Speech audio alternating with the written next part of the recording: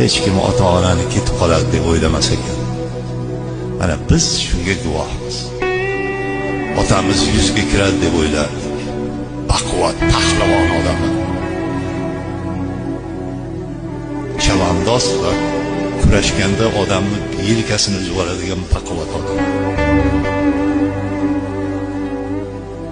O'ylamaganmiz. Hayolimizga ham kelmagan.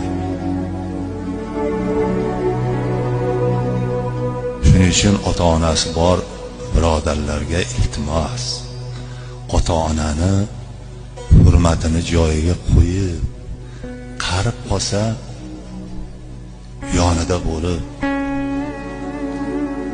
ona qarib qolganda, ota qarib qolganda endi yashaveradi-da.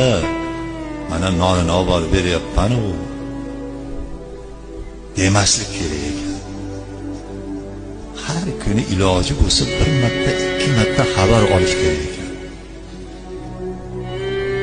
O'sha jannat shu onalarning foyda deydi.